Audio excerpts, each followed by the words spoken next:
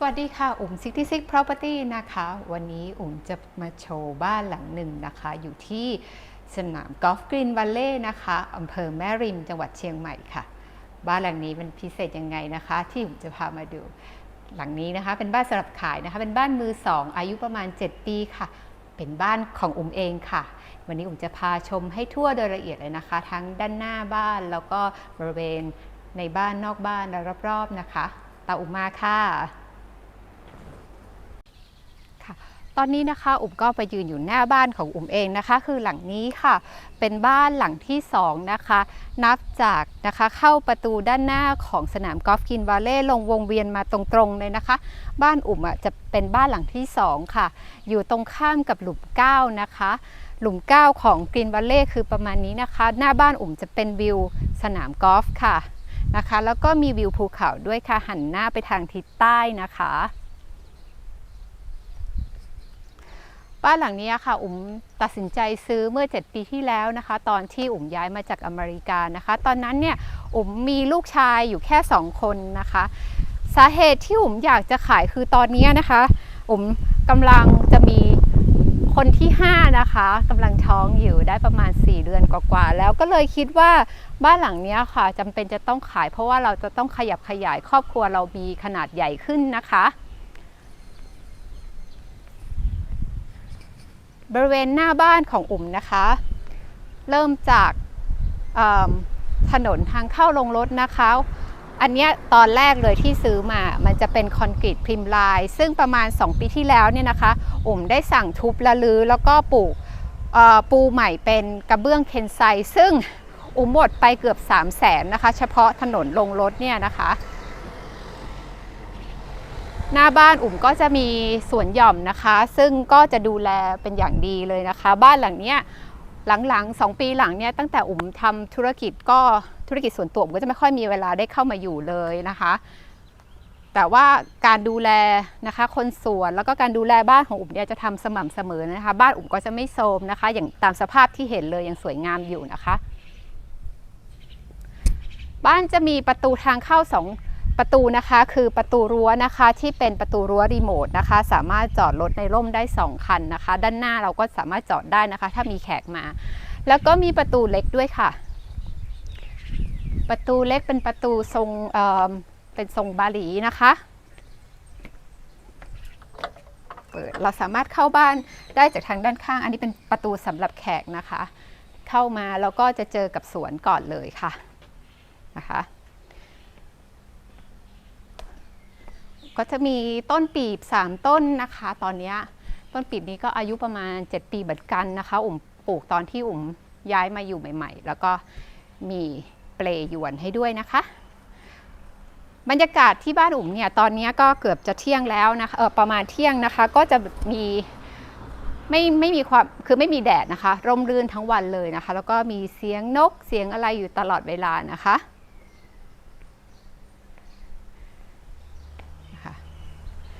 ตรงนี้ก็จะมีสวนเล็กๆนะคะแล้วก็มีสวนน้ำพุหน้าบ้านซึ่งตรงนั้นจะเป็นโซนห้องครัวนะคะอันนี้จะเป็นทางเข้าหลักนะคะทางเข้าหลักเลยแต่ว่าเราจะมีทางเข้า2ประตูก็คือประตูทางคือเมื่อเราจอดรถแล้วเราสามารถที่จะเอาของเข้าห้องครัวได้เลยหรือว่าจะถ้าเป็นแขกมาเราก็จะให้เข้าประตูหลักคือประตูด้านนี้นะคะก็อาจจะถ้าฝนตกก็อาจจะเปียกนิดหน่อยแต่ถ้าเข้าทางนี้ก็จะไม่เปียกเลยนะคะหน้าบ้านอุ๋มก็จะมีน้ำพุนะคะแล้วก็สวนหย่อมเล็กๆนะคะตรงนี้เป็นไม้ในร่มค่ะนะคะ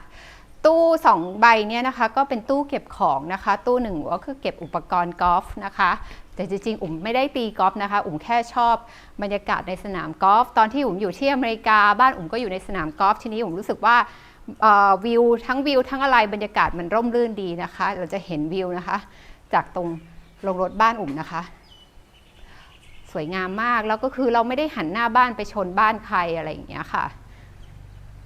ข้อดีก็คือตรงนี้ค่ะประทับใจอุ๋มมากคือความสวยงามนะคะของโลเคชั่นค่ะเดี๋ยวเราไปชมในบ้านกันค่ะ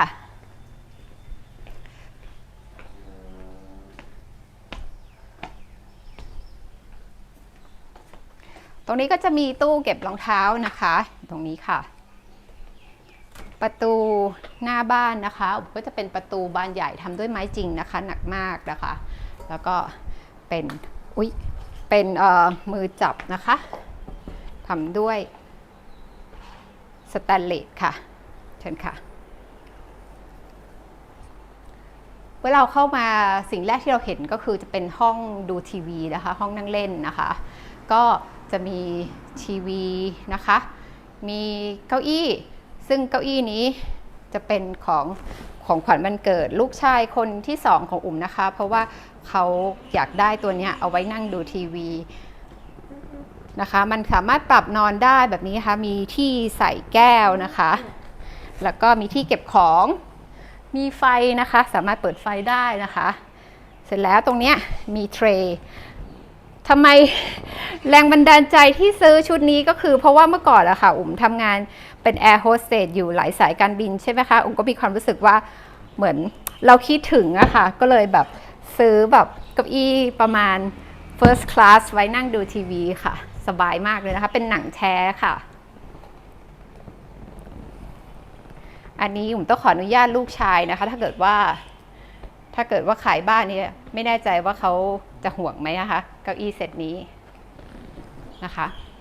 แล้วก็จะมีเก้าอี้สำหรับโต๊ะนั่งเล่นหมากรุกนะคะหมากรุกฝรั่งนะคะก็จะเป็นเชสเซตตรงนี้นะคะค่ะถัดมาค่ะด้านหลัง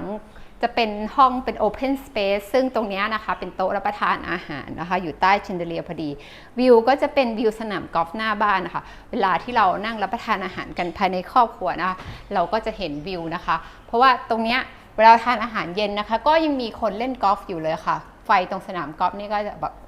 ก็จะเปิดแล้วก็จะมีคนตีกอล์ฟมีรถกอล์ฟผ่านอะไรเงี้ยก็บรรยากาศดีไปอีกแบบนะคะ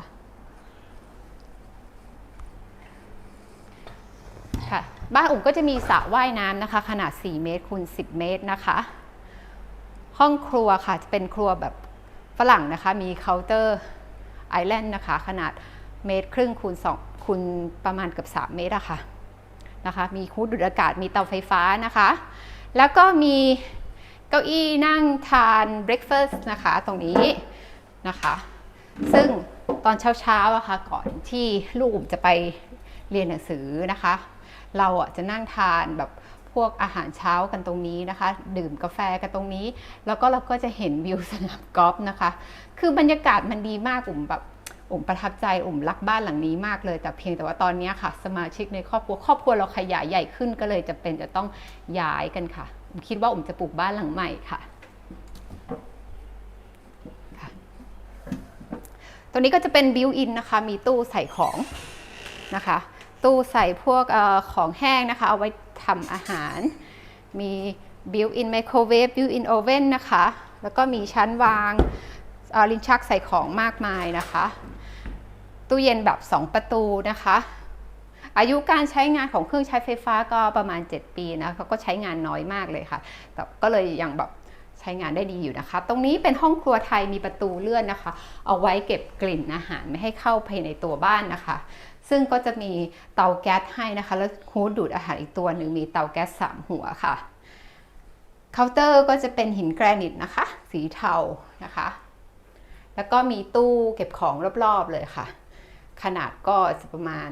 2เมตรนะคะคูณกับ4เมตรค่ะอันนี้คือในส่วนของครัวไทยนะคะซึ่งเปิดออกไปก็คือจะเป็นโรงรถนั่นเองค่ะที่ผมโชว์เมื่อสักครู่นี้นะคะค่ะเดี๋ยวเราไปดูในตัวบ้านที่เป็นส่วนของห้องนั่งเล่นห้องรับแขกค่ะ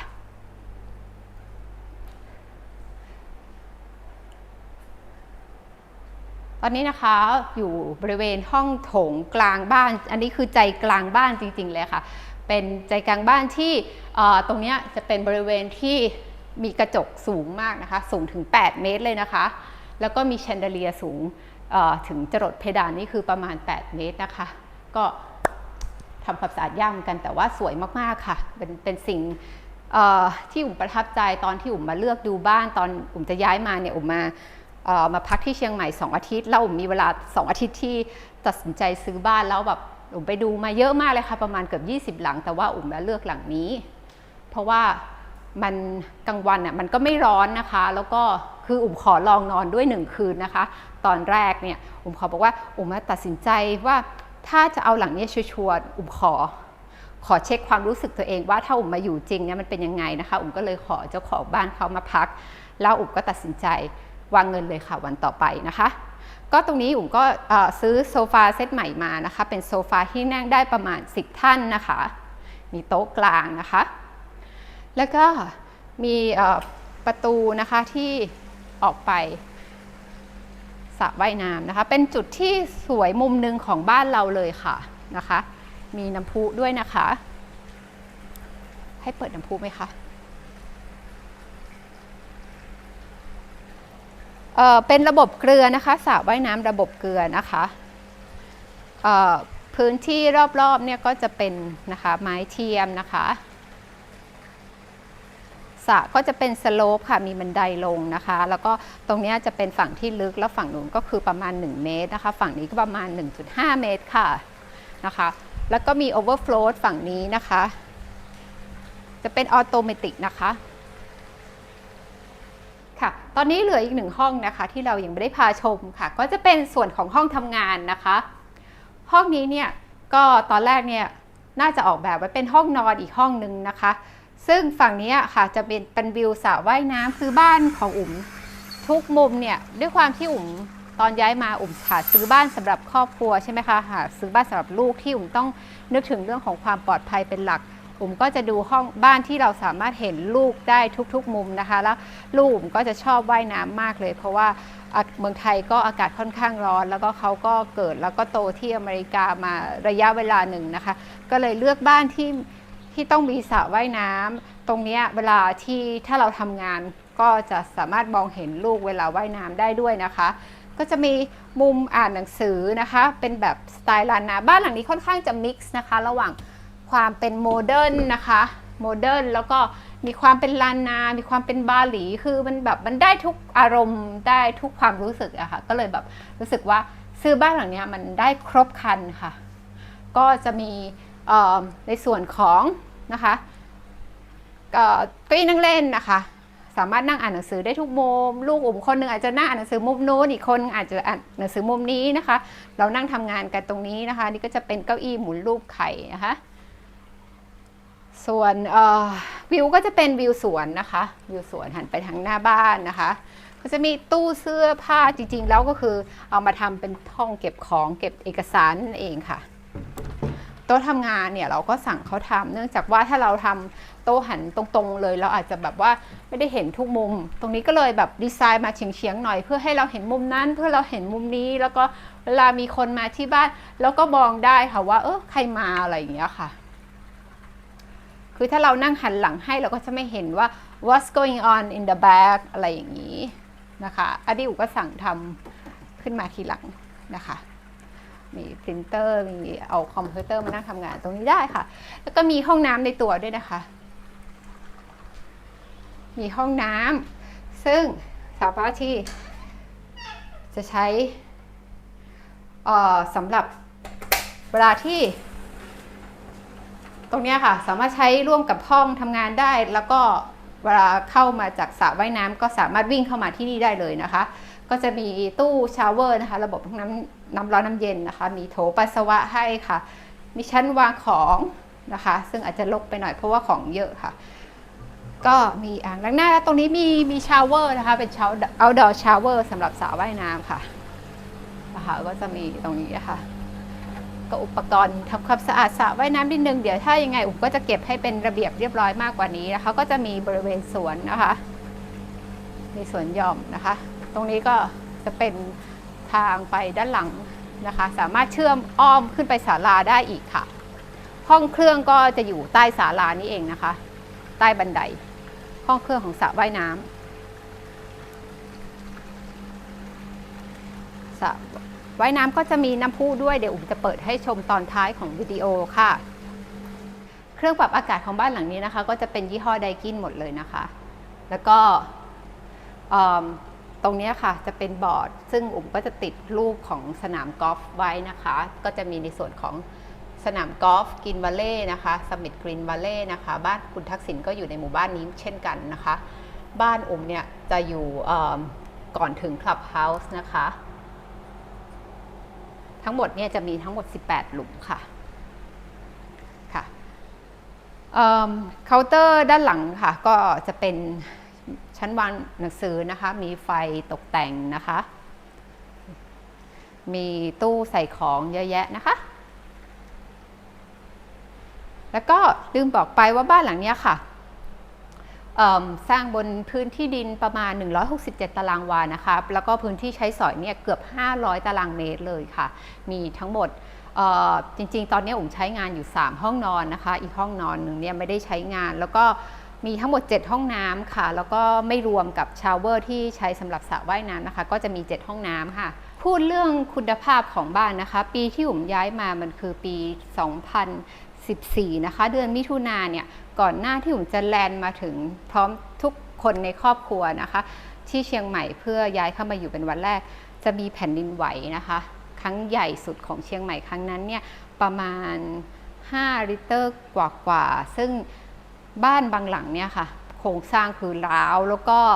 บ้านเพื่อนที่อยู่ในหมู่บ้านเนี้ยเขาบอกว่าสระว่ายน้ำของเขาร้าวเขาต้องซ่อมแต่บ้านเนี้ยค่ะไม่มีปัญหาเรื่องของรอยแตกสระว่ายน้ำบ้านไม่เคยแตกเลยแล้วก็ผนังของบ้านไม่เคยร้าวเลยนะคะอันนี้คือพูดถึงเรื่องของ quality ของคุณภาพของงานก่อสร้างนะคะแล้วก็งานออกแบบก็สวยเหมือนอยู่รีสอร์ทแบบนี้ค่ะบ้านนะคะเพื่อนเขาเวลาเขามาเที่ยวอะค่ะเขาก็จะชมว่าบ้านเนี่ยคือไม่เหมือนบ้านคนคือเหมือนรีสอร์ทนะคะดูจากการตกแต่งนะคะก็จะมีกรุกระจกนะคะโทนสีแล้วการออกแบบของเขาอันนี้ก็คือรูปของเองสมัยตอนนั้นนี่อายุประมาณ30ปีนะคะนี่กำลังท้องแรกนะคะ5 เดือนคือไม่เห็นพุงเลยนะคะแล้วก็เป็นรูปสมัยตอนที่รับปริญญานะคะจบปริญญาศาสตร์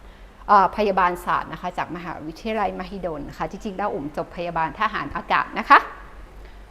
ตอนนี้เราเดินขึ้นบันไดค่ะตรงเนี้ยก็คือไม่มืดเลยเพราะว่าจะมี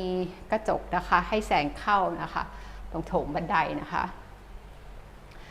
แล้วก็จะมีมุมที่แบบว่าเป็นหิ้งพระอยู่ตรงบันไดนะคะพระก็อัญเชิญมาจากวัดบอสตันนะคะคือพระองค์นี้นะคะที่บูชามาด้วยแล้วก็มีพวกพระบรมสารีริกธาตุอยู่ในโถแก้วนี้นะคะ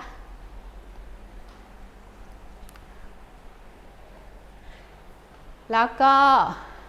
ห้องเมื่อสักครู่นี้โชว์ไปแล้วนะคะนี่ก็จะเป็นโถงทางเดินไปห้องนอนมาสเตอร์แล้วก็ห้องนอนของเด็กๆค่ะแล้วก็จะมีรูปภาพตกแต่งผนังอันนี้คือแบบสีภายในไม่เคยได้ทาเพิ่มเลยค่ะบ้านก็ยังสวยงามอยู่ลูกคงไม่ค่อยซนไม่ค่อยเขียนผนังนะคะเป็นมุมที่มองไปก็จะเป็นห้องรับแขกอะค่ะใหญ่มากโซฟาใหญ่มากนั่งได้เยอะมากค่ะนั่งได้เป็น10 คนเลยค่ะไปดูห้อง Master Bedroom กันค่ะหรือห้องนอนใหญ่นะคะห้องนอนใหญ่นี้ก็ประมาณ80 ตารางเมตรได้ค่ะเฉพาะห้องนี้นะคะเข้ามาก็จะมีตู้เสื้อผ้าให้2 ตู้ค่ะก็จะมีตู้เสื้อผ้าเล็กนะคะตู้เสื้อผ้าใหญ่นะคะแล้วก็มีที่ชั้นวางของเตียงก็จะเป็นเตียงแบบล้านนานะคะเป็นเตียงแบบล้านนามี4 เสานะคะมีผ้าม่านนะคะอันนี้คือแบบตอนซื้อก็คือมากับบ้านนะคะก็เราจะเป็นวิวสระว่ายน้ำตรงนี้นะคะห้องบ้านไม่มืดนะคะค่อนข้างสว่างเห็นได้ทุกมุมเลยค่ะเห็นบริเวณศาลาเห็นห้องนอนสวีทอีกห้องหนึ่งหรือห้องนอนแขกนะคะคืออยู่บ้านนี้ค่ะไม่ว่ามองมุมไหนก็รู้สึกว่าสวยนะคะเนี่ยคือเหตุผลที่ตัดสินใจซื้อหลังนี้ค่ะเพราะว่าสวยทุกมุมค่ะมีทีวีนะคะเอาไว้ดู Netflix ตอนก่อนนอนนะคะแต่ตอนนี้ไม่มีเวลาดูนะคะตัวนี้ก็จะเป็นช่องเก็บของนะคะสามารถเก็บของได้จริงๆแล้วดูเหมือนผนังนะคะแต่จริงๆคือแบบว่าเก็บของได้ในนี้นะคะตู้แขวนที่ หัวนอนเป็นรูปช้างสีชมพูนะคะช้างเผือก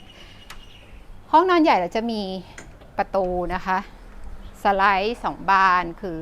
บานนู้นกับบานนี้นะคะคือบ้านหลังเนี้ยจุดเด่นก็คือแบบโปร่งค่ะโปร่งรับแสงสว่างได้ดีนะคะมีระเบียงทุกห้องนอนมีระเบียงหมดเลยค่ะชั้น2นะคะระเบียงหน้าห้องนอนเล็กก็กว้างแล้วก็มีศาลานั่งเล่นด้วยนะคะตรงเนี้ยถ้าเราจะตั้งเก้าอี้ก็สามารถตั้งได้นะคะค่อนข้างกว้างประมาณ2เมตรเลยนะคะ2เมตรแต่ตรงนี้2เมตรนะคะแล้วก็ด้านนี้ก็จะมีระเบียงอีกค่ะระเบียงเยอะมากบ้านหลังนี้นะคะคือแบบพื้นที่ใช้สอยคือแบบละเอียดมากคือไม่ waste any space เลยคือเราไม่แบบคือใช้ประโยชน์ได้หมดนะคะเป็นศาลานะคะเนี่ยเราสามารถที่จะได้อ่านหนังสือนั่งเงียบๆทำอะไรก็ได้คือแล้วแต่ว่าจะชอบเลยค่ะแต่ว่าอุ่มแบบมัวแต่เลี้ยงลูกก็ไม่ค่อยมีเวลาได้อยู่บ้านน่าเสียดายจริงๆเลยบ้านหลังนี้คือเขาออกแบบได้ดีแล้วก็สวยค่ะเน้นประโยชน์การใช้สอยนะคะปลูกดอกไม้ต้นไม้นะคะค่ะเดี๋ยวเราไปดูห้องนอนเล็กกันนะคะจะไม่ได้ดูห้องนอนเล็กดูห้องน้ำนี่กันเราไปดูห้องน้ำค่ะไปดูห้องน้ำของห้องนอนมาสเตอร์นะคะนี่ก็จะเป็นตู้เสื้อผ้าค่ะตอนนี้ก็ใช้เป็นตู้เสื้อผ้าของใส่ของลูกๆนะคะแล้วก็มี2ตู้ค่ะห้องนี้เป็นห้องน้ำในห้องมาสเตอร์นะคะจะมีอ่างล้างหน้า2อ่างเคาน์เตอร์หินแกรนิตนะคะบานกระจกใหญ่เลยจะเปิดไฟไว้นะคะตู้ใส่ของนะคะแล้วก็จากุชชี่เนี่ยเป็นแบบ2บ้านหลังนี้มีจากุชชี่2อันก็คืออ่างอาบน้ำระบบจากุชชี่2อ่างคือตรงนี้ลูกๆก็จะใช้เพราะว่าเขา3คนเขาก็ยังบางครั้งก็ยังอาบน้ำด้วยกันอยู่นะคะเห็นเด็กอะไรเงี้ยก็จะลงไปหมดเลย3คนนะคะแล้วก็จะมีห้องอาบน้ำนะคะเป็นชาวเวอร์ห้องน้ำซึ่งก็จะเป็นวิวด้านหน้าคือวิวสนามกอล์ฟนะคะบ้านหลังนี้สวยทุกมุมค่ะไม่พูดเยอะแล้ว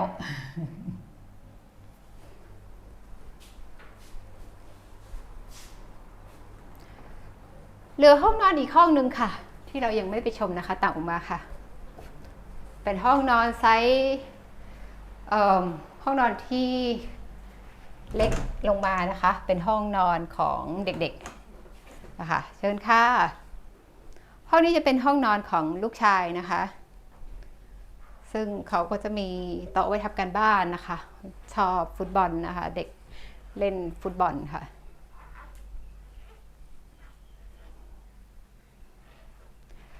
แล้วก็เราจะมีระเบียงขนาดใหญ่นะคะขนาดใหญ่เลยตรงนี้นะคะซึ่งข้างล่างเราจะเป็นโรงจอดรถนั่นเองค่ะสามารถนั่งเล่นได้ทุกมุมค่ะบ้านนะคะฝ้าเพดานเล่นระดับนะคะตรงนี้เนี่ยสามารถติดตั้งทีวีได้แต่ด้วยความที่ว่าผมไม่อยากให้ลูกดูทีวีในห้องนอนนะคะก็เลยไม่มีให้ค่ะห้องแต่งตัวค่ะของลูกนะคะก็จะมีตู้เสื้อผ้าของเขานะคะบ้านหลังนี้ตอนนี้มีเด็กเล็กๆอยู่3คนนะคะแล้วก็เดี๋ยวเราจะต้องขยายเป็นเด็ก5คนเลยต้องหาบ้านที่ใหญ่ขึ้นก็จะมีเนี่ยค่ะอ่างล้างหน้าแล้วก็ที่วางของนะคะท็อปแกรนิตมีห้องน้ำแล้วก็จะมีกระจกนะคะแต่ว่าเราก็จะมีมูลี่กันไว้บังนะคะวิวให้มีความเป็นส่วนตัวแล้วก็มีห้องชาวเวอร์ค่ะห้องชาวเวอร์ก็จะใช้กระเบื้องแกรนิโตลายไม้ค่ะสีไม้สักนะคะกระจกเทมเพอร์ค่ะตอนนี้นี่อยู่ในโซนของแบบเป็นห้องเอ็กซ์ไซส์มีไฮไลท์ของบ้านนะคะแล้วก็เป็นคือมันมีทุกอย่างครบครันตรงที่ว่าเรามีทั้งซาวน่านะคะคือฝั่งนี้นะคะห้องอบไอ้น้ำคือสตรีมรูมอยู่ฝั่งนี้นะคะจริงๆแล้วห้องนี้นะคะออกแบบมาเพื่อให้เป็นห้องออกกำลังกายหรือฟิตเนสนะคะแต่ว่าด้วยความที่ว่าอุ่มมีลูกเล็กนะคะอุ่มก็เลยเซตเป็นห้องเล่นของเด็กนะคะเราเข้าไปชม ในห้องซาวน่าค่ะอุ๊ปส์ไม่ค่อยได้ใช้งานนะคะตั้งแต่ซื้อมาเนี่ยใช้งานไป2 ครั้งเองค่ะนะคะเป็นของนำเข้าจากฟินแลนด์นะคะระบบนี้นำเข้าจากฟินแลนด์แล้วก็จะมีเตาที่เป็นแบบระบบใยหินตรงนี้นะคะทำความร้อนนะคะถ้าเราเปิดระบบนะคะระบบยังใช้งานได้นะคะเพราะว่าเราไม่ค่อยได้ใช้งานนะคะแล้วก็ฝั่งนู้นก็จะเป็นห้องอบไอ้น้ำจะอยู่ฝั่งนี้ค่ะอันนี้จะเหมาะมากกับสายสุขภาพเลยนะคะสมมติว่าต้องการอบสมุนไพรนะคะหรือลดน้ำหนักห้องนี้นะคะเป็นห้องที่เย็นนะคะเพราะว่าปูด้วยกระเบื้องนะคะแล้วก็รอบๆเลยนะคะมันจะมีไอ้น้ำพ่นมาจากตรงนี้ค่ะเหมาะกับสายสุขภาพมากเลยนะคะบ้านหลังนี้เราจะมีชาวเวอร์นะคะมีอ่างล้างมือให้ตรงนี้นะคะห้องชาวเวอร์คือห้องอาบน้ำห้องอาบน้ำจะอยู่ตรงนี้ค่ะเป็นเรนชาวเวอร์เป็นระบบน้ำร้อนน้ำเย็นนะคะตรงนี้ก็เป็นก๊อกน้ำร้อนน้ำเย็นห้องนี้ก็เป็นเรนชาวเวอร์แบบน้ำร้อนน้ำเย็นค่ะนะคะปูเป็นกระเบื้องลายไม้ค่ะไม้สักนะคะปูสลับเหมือนลายล้านนานะคะแล้วก็มีห้องน้ำแยกค่ะห้องน้ำแยกจะอยู่ตรงนี้ค่ะ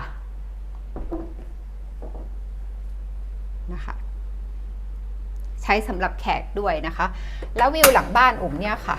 ก็จะเป็นสนาม drive golf ค่ะเราจะมีพื้นที่สวนรอบบ้านเลยนะคะแต่ว่าเป็นสวนเล็กๆแล้วก็มีต้นสักอยู่หลังบ้านประมาณ10 ต้นค่ะมีคลองหรือที่เราเรียกว่าลำเหมืองนะคะขั้นอยู่ระหว่างสนามได้แล้วก็สนามกอล์ฟลูกกอล์ฟไม่เคยตกเข้ามาในบ้านอุ๋มเลยนะคะเพราะว่ามันไม่ได้อยู่ในรัศมีแล้วก็อยู่ในแนวระยะที่จะลูกกอล์ฟตกถึงตรงนั้นก็คือ200 หลานะคะ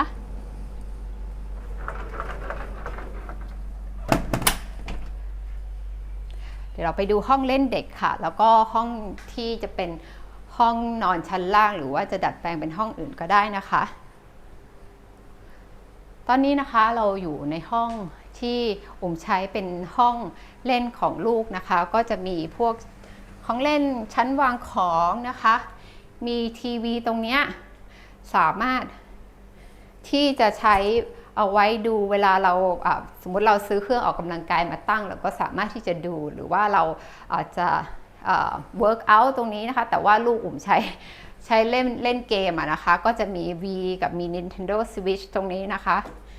ลูกอุ๋มใช้เล่นเกมค่ะแล้วก็มีมุมหนังสือมีมุมอ่านหนังสือสามารถที่จะนั่งตรงนี้อ่านหนังสือกันได้นะคะผนังด้านนี้นะคะอุ๋มก็เพ้นท์เองค่ะมันมีทางออกไปทางด้านหลังบ้านค่ะบ้านหลังนี้นะคะมีมุมสวยๆหลายมุมเลยคือสวยทุกมุมเลยค่ะอันนี้อุ๋มไม่ได้แบบว่า bias นะคะเพราะว่าเป็นบ้านของอุ๋มเองคือจริงๆอุ๋มรักบ้านหลังนี้มากค่ะมีมุมนั่งเล่นนะคะหลังบ้านเราก็นั่งเล่นได้นะคะตอนนี้อุ๋มไม่ได้แบบเคลียร์พวกผักตบนะคะเมื่อก่อนคือจะโล่งมากเลยแล้วก็ลูกอุ๋มก็ชอบตกปลานะคะตกเล่นนะคะตกแล้วก็ปล่อยนะคะตอนนี้อาจจะแบบมีผักเยอะไปหน่อยเพราะว่าอุ๋มไม่ค่อยได้มีเวลาที่จะดูแลนะคะข้างบนก็จะเป็นศาลาแล้วก็ห้องนอนเดี๋ยวเราค่อยไปดูกันนะคะ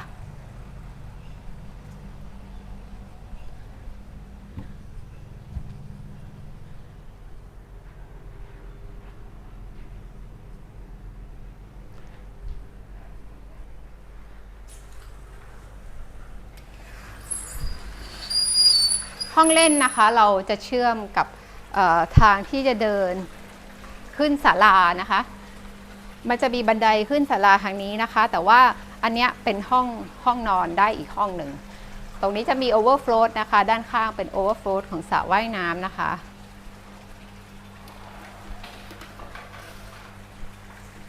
ค่ะ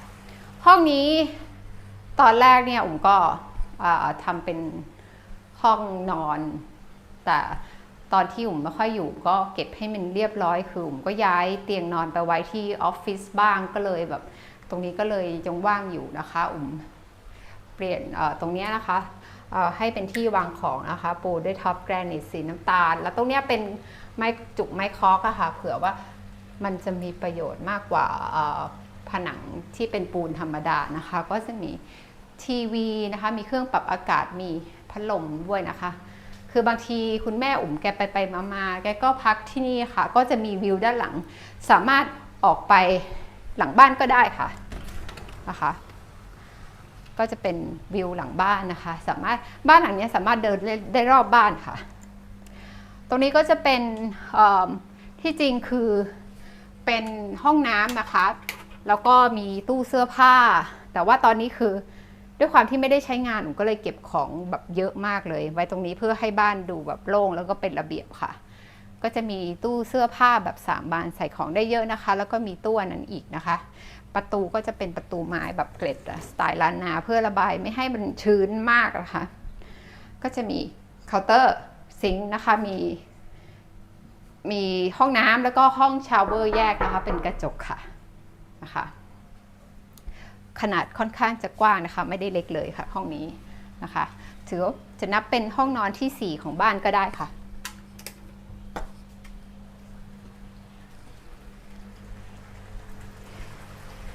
เดี๋ยวอุ้มจะพาไปดูบริเวณนั่งเล่นอีก1 บริเวณนะคะบ้านอุ้มนี้สามารถนั่งเล่นได้ทุกมุมเลยค่ะเหมาะกับเป็นบ้านที่ปาร์ตี้ได้อีกหลังนะคะเมื่อก่อนอุ้มก็จัดบ่อยนะคะแต่ตอนหลังนี้งานอุ้มเยอะมากเลยคนไม่ค่อยได้จัด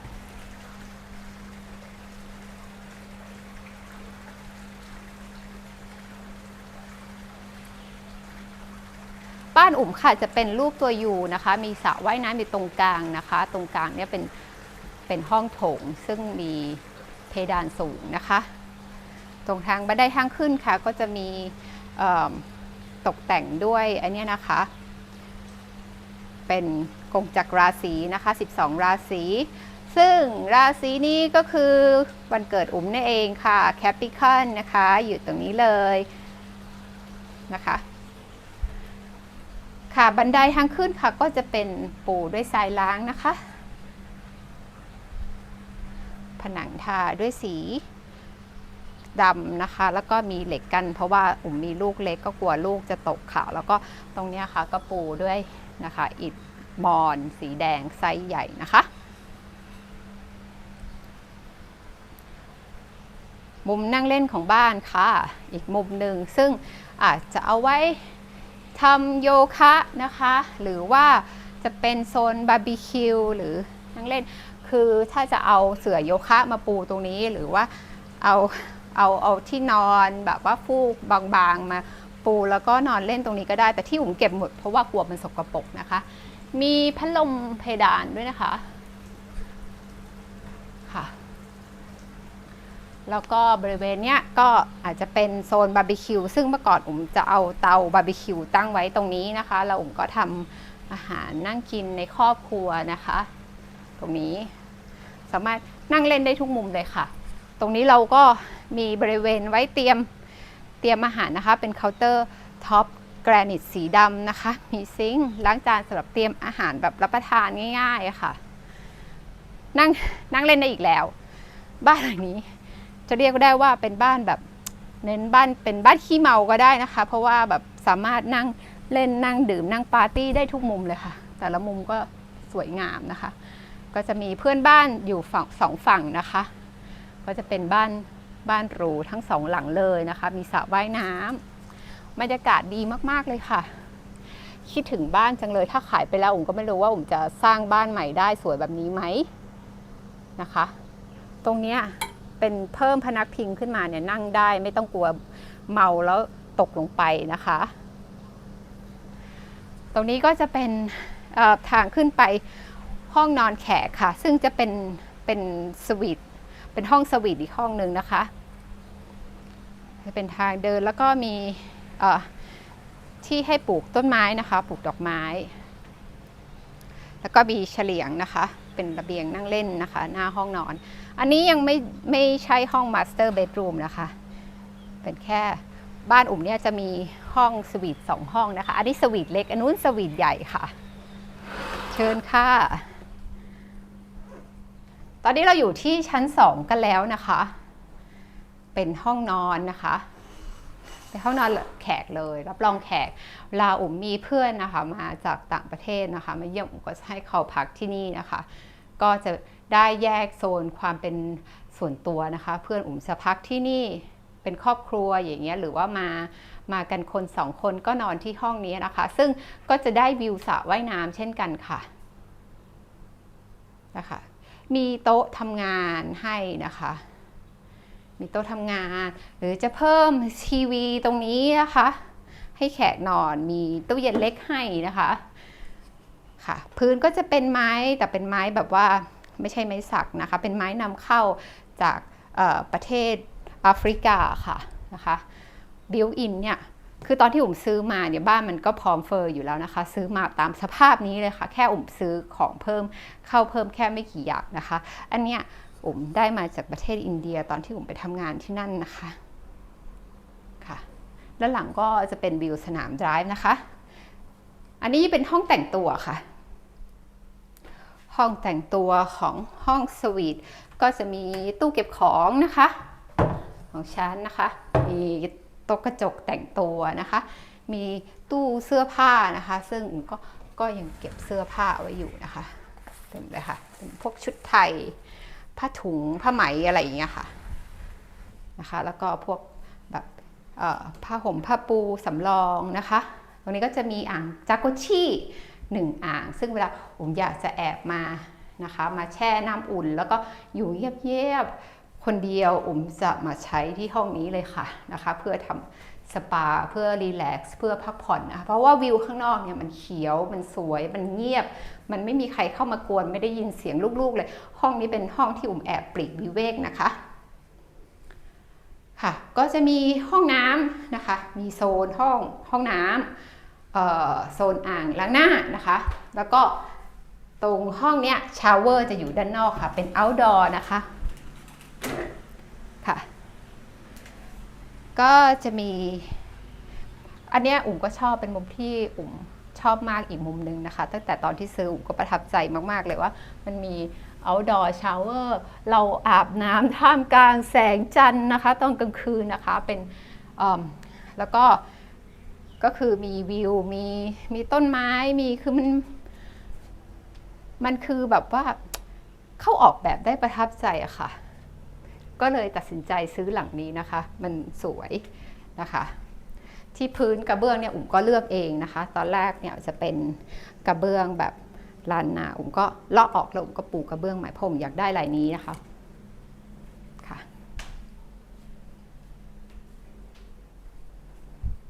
ห้องนี้ก็เป็นห้องน้ำที่ค่อนข้างที่จะกว้างนะคะ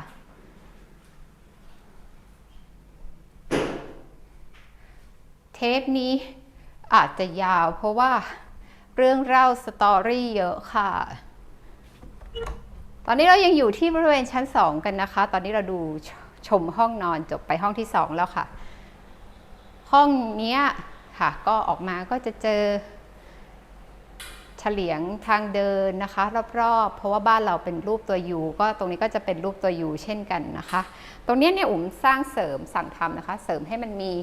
ที่ตรงนี้เพราะอุ๋มกลัวลูกๆตกนะคะอุ๋มก็เสริมให้มีความสูงขึ้นมานะคะตรงนี้เพื่อความปลอดภัยค่ะอย่างช่องกว้างๆตรงนี้อุ๋มก็สั่งทำอันนี้เพิ่มอันนี้เพิ่มอันนี้เพิ่มอันนี้เพิ่มนะคะเนี่ยอันนี้คือที่อุ๋มสั่งทำเพิ่มตอนนั้นนะคะก็จะปลอดภัยสำหรับเด็กค่ะ